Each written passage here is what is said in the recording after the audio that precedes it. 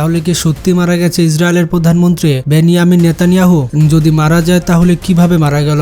Social media সহ বিভিন্ন জায়গায় শোনা যাচ্ছে যে ইসরায়েলের প্রধানমন্ত্রী নেতানিয়াহু মারা গেছে। ইসরায়েলের রাজনৈতিক অঙ্গন থেকে শুরু করে সব জায়গায় একই নিউজ। সবাই প্রশ্ন করছে বেনিয়ামিন নেতানিয়াহু কোথায়? গত 72 ঘন্টার বেশি সময় ধরে ইসরায়েলের প্রধানমন্ত্রী বেনিয়ামিন নেতানিয়াহু কারো সামনে আসেনি, কোনো মিডিয়াতে বক্তব্য দেয়নি।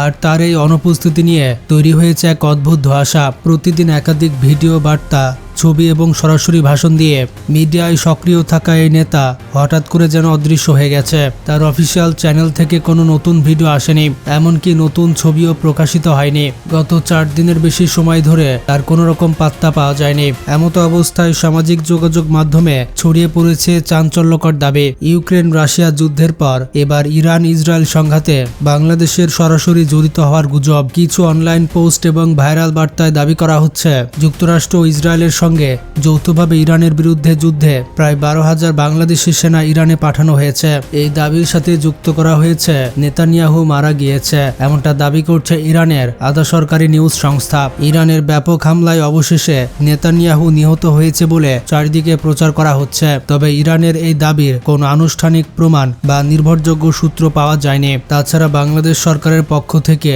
এই ধরনের কোনো সেনা প্রেরণের খবর স্বীকার করা হয়নি। আন্তর্জাতিক ফ্যাক্ট চেক সংস্থাগুলো এই দাবিকে সম্পূর্ণ মিথ্যা এবং ভিত্তিহীন বলে চিহ্নিত করেছে। বিশ্লেষকরা মনে করছেন এটি যুদ্ধকালীন প্রোপাগান্ডা এবং ভুল তথ্যের ছড়াছড়ির অংশ, যা প্রায়শই এই ধরনের সংঘাত দেখা দেয়। নেতানিয়াহুর অনুপস্থিতি নিয়ে জল্পনা কল্পনা শুরু হয়েছে গত 4 মার্চ থেকে। তার বাড়ির আশেপাশে নাটকীয়ভাবে সুরক্ষা ব্যবস্থা বাড়ানো হয়েছে বলে হিব্রু ভাষার স্থানীয় কিছু সূত্র দাবি করেছে।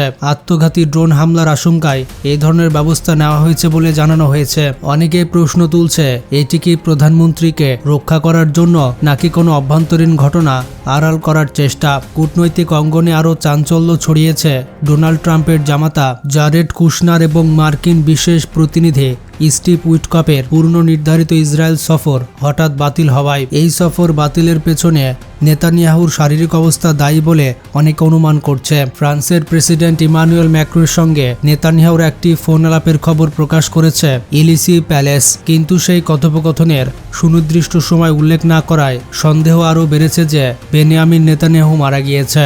ইরানের রাষ্ট্রীয় সংবাদ মাধ্যম তাসনিম নিউজ এজেন্সির হিব্রু ওয়েবসাইট এবং বেশ কিছু সূত্র দাবি করেছে যে নেতানিয়াহুর মৃত্যু বা গুরুতর আহত হওয়ার খবর এখন শুধুমাত্র সময়ের অপেক্ষা। পর্দার আড়ালে বড় ধরনের পরিবর্তন বা রাজনৈতিক সংকটের প্রস্তুতি চলছে বলেও ধারণা করা হচ্ছে। অন্যদিকে এখনো পর্যন্ত ইসরায়েল সরকারের পক্ষ থেকে কোনো আনুষ্ঠানিক বিবৃতি বা সরাসরি ভিডিও প্রকাশ করা হয়নি। তবে সরকারি সূত্র অনুসারে নেতানিয়াহু 7 মার্চ একটি বিবৃতি দিয়েছেন, যেখানে তিনি ইরান যুদ্ধে ইসরায়েলের অবস্থান নিয়ে কথা বলেছেন। এছাড়া গত কয়েকদিনে তার কিছু লিখিত বিবৃতি এবং পুরনো ছবি প্রকাশিত হয়েছে। ইসরায়েলি গণমাধ্যম জেরুজালেম পোস্ট সহ অনেক সূত্র এই জল্পনাকে ইরানি প্রোপাগান্ডা বলে উড়িয়ে দিয়েছে।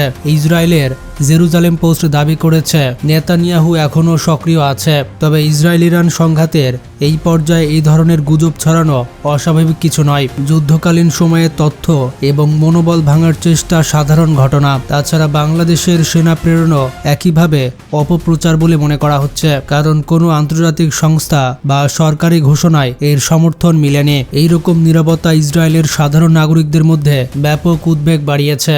নেতানিয়াহুর পরবর্তীতে জনসম্মুখে আসা বা সরকারের স্পষ্ট বিবৃতি এই ধোঁয়াশা দূর করতে পারবে বলে মনে করা হচ্ছে। নেতানিয়াহুর মারা যাওয়ার খবর যদি সত্যি হয় তাহলে আপনি কি করবেন? ভিডিওটি সম্পর্কে মতামত থাকলে কমেন্টে জানান। ভালো থাকবেন, টেক কেয়ার।